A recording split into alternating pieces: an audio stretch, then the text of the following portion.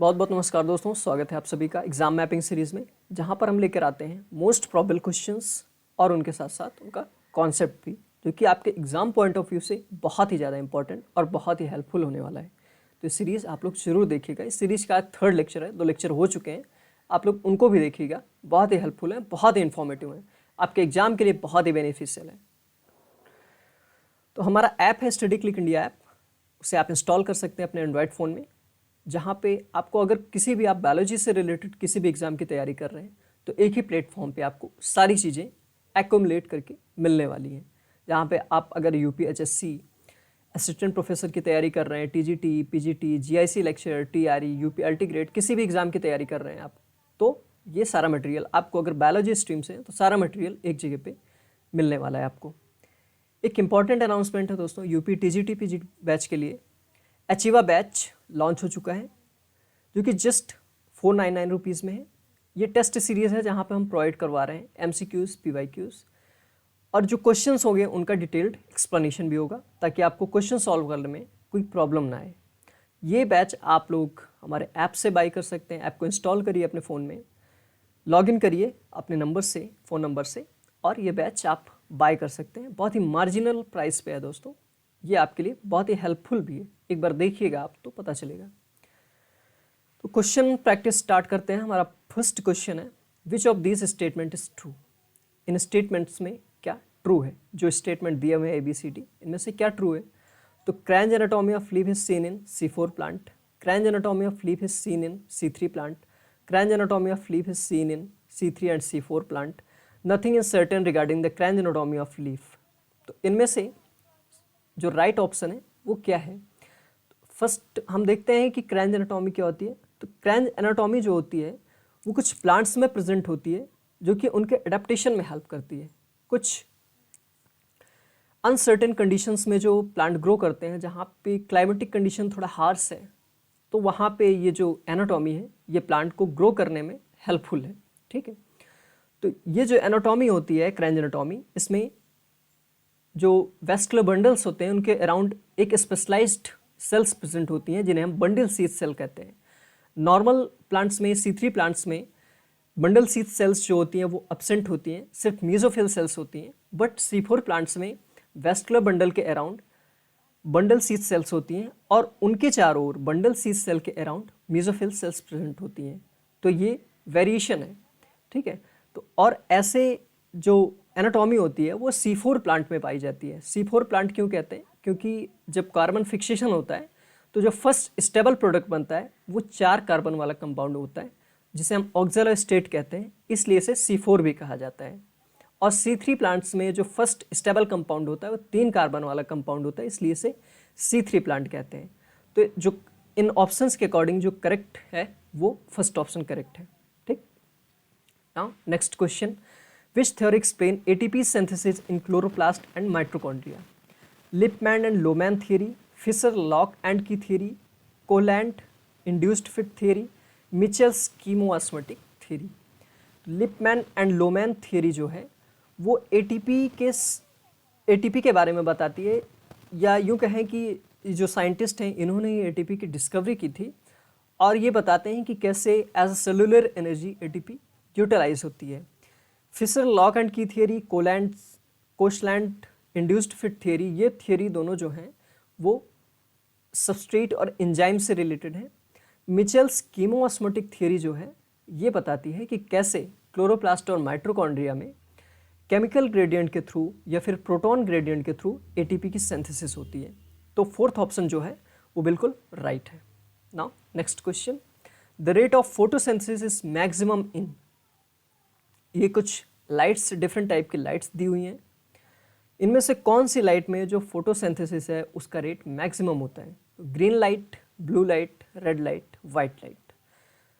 जो red light है, इस लाइट में क्या होता है, फोटोसिंथेसिस रेट जो है वो मैक्सिमम होती है, क्योंकि रेड लाइट का एब्जॉर्प्शन जो है वो सबसे ज़्यादा होता है फोटोसिस्टम के थ्रू, और ग्रीन लाइट का एब्जॉर्प्शन जो होता है वो सबसे कम होता है। इसलिए जो फोटोसिंथेसिस का जो रेट है वो ग्रीन लाइट में सबसे मिनिमम होगा और रेड लाइट में सबसे मैक्सिमम होगा।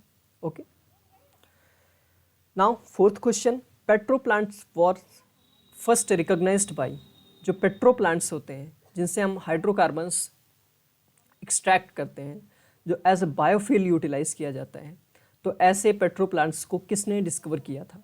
तो मेल्विन कैल्विन ने दोस्तों क्या किया था? पेट्रो प्लांट्स की डिस्कवरी की थी। ठीक, फिर क्वेश्चन 5 है the most effective wavelength of visible light in photosynthesis is. Photosynthesis में जो सबसे ज़्यादा इफेक्टिव विजिबल लाइट है वो कौन सी है? Violet, green, yellow, red. ये क्वेश्चन दोस्तों हम पहले भी डिस्कस कर चुके हैं, बस क्वेश्चन का फॉर्म अलग है, मतलब वही है। वहाँ पे लाइट कुछ और दी हुई थी, अलग अलग वेवलेंथ वाली लाइट दी थी, यहाँ पे कुछ और दी हुई है, लेकिन जो क्वेश्चन है वो लगभग सिमिलर है, बस कहने का तरीका अलग अलग है। ठीक है, तो घुमा फिरा के कैसे भी क्वेश्चन पूछेंगे हमें अपने कॉन्सेप्ट को क्लियर रखना है। तो रेड लाइट जो है जो सबसे ज़्यादा इफेक्टिव होती है क्योंकि उसका एब्जॉर्प्शन जो है वो सबसे ज़्यादा होता है। Okay, now next question. ATP molecules required for synthesis of glucose molecule in Calvin-Benson cycle।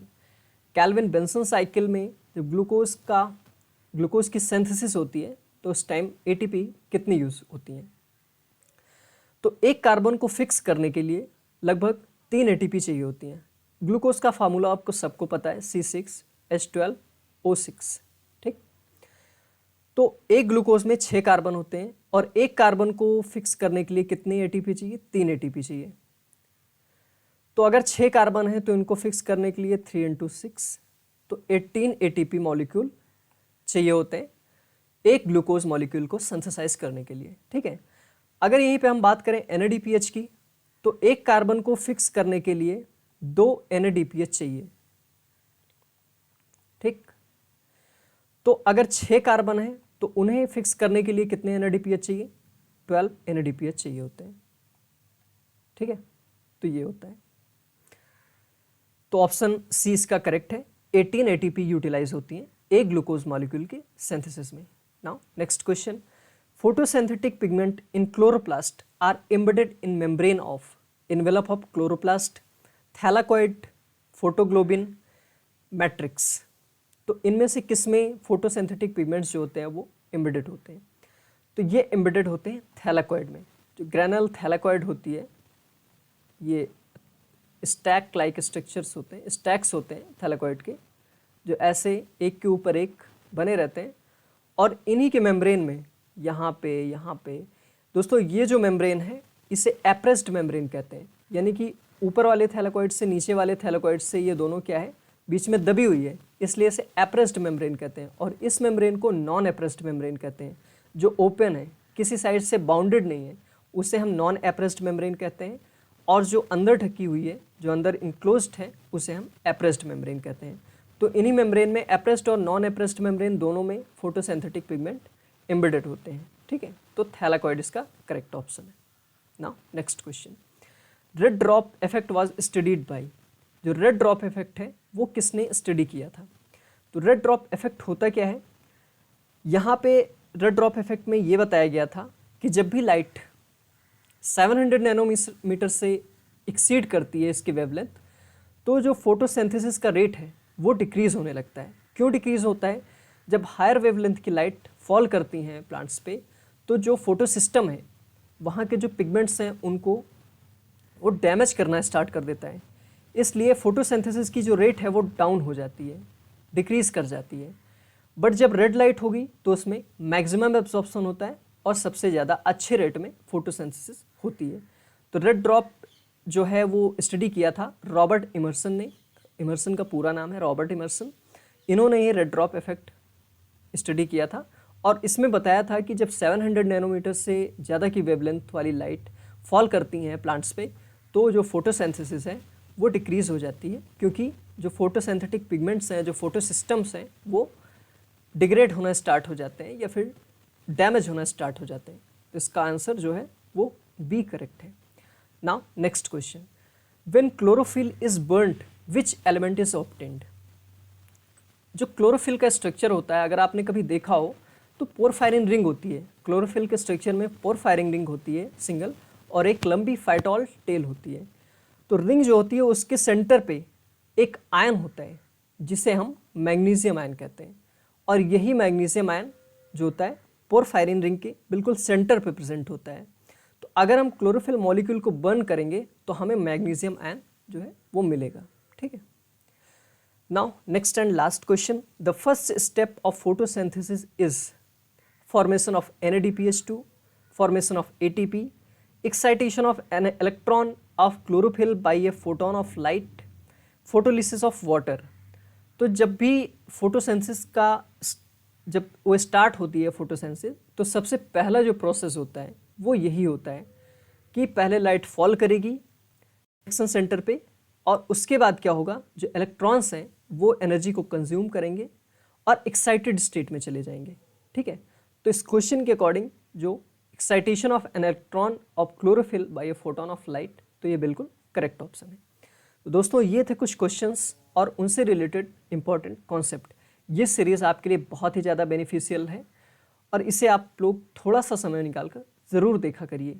ये सीरीज़ कंटिन्यू चलेगी आपके एग्ज़ाम तक। तो मिलते हैं नेक्स्ट वीडियो में, तब तक के लिए धन्यवाद।